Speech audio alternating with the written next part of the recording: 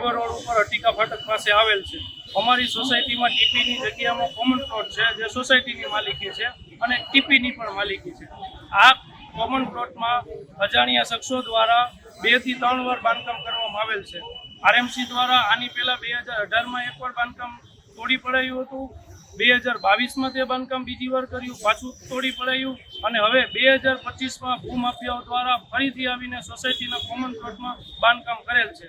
અત્યારે અમે આરએમસીમાં આવેલ આસિસ્ટન્ટ કમિશનર સાહેબ, ટાઉન પ્લાનિંગ ઓફિસર સાહેબ કે એમના કોઈ એવા વ્યક્તિ નથી જે અમને યોગ્ય માર્ગદર્શન કે સહાનુભૂતિ થાય એવી વાત કરે। અધિકારીઓ બધે રજા ઉપર છે।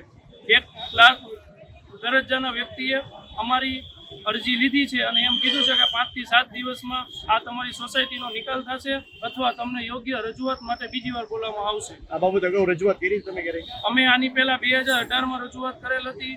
સોસાયટીમાં આરએમસી આવીને બાંધકામ તોડી પડી। કાયદાનો ભય નથી। આ ભૂમાફિયાઓને કોઈ જાતનું એ ભૂમાફિયાનું નામ છે નારાયણભાઈ ભરવાડ તથા સંદીપભાઈ ભરવાડ। સંદીપભાઈ ભરવાડનો પોતાનો હોલ છે, મોમાઈ હોલ, મોરારીનગર, હરિદવા રોડ। એમ કે છે કે અડધો પ્લોટ મારો છે અને આ એના કાકા છે નારાયણભાઈ ભરવાડ અને એમના દીકરા મનીષભાઈ ભરવાડ।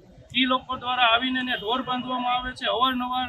સોસાયટીમાં એનો પ્લોટ જ નથી, જે માલિકી આરએમસીની છે, સરકારની છે, છતાં ભૂમાફિયાઓ દ્વારા માથાભારે શખ્સો દ્વારા આવી અને અહીંયા આ કામ કરવામાં આવે છે। બાંધકામ પાડી નાખે, પાછા આવીને કરી નાખે। તમારી માંગ શું? અમારી માંગ એ છે કે અમારે સોસાયટીનો પ્લોટ છે, તમારે ત્યાં માતાજીનું મંદિર કરવું, સોસાયટીના લાભાર્થે કોઈ પણ એવી અમે ત્યાં આરોગ્ય કેન્દ્ર બનાવો, બાલ મંદિર બનાવો, જે ખરેખર આરએમસીની હદમાં આવે છે, પરંતુ ભૂમાફિયાઓ સમજતા નથી, જેને કાયદાનો ભય નથી। ત્રીજી વાર બાંધકામ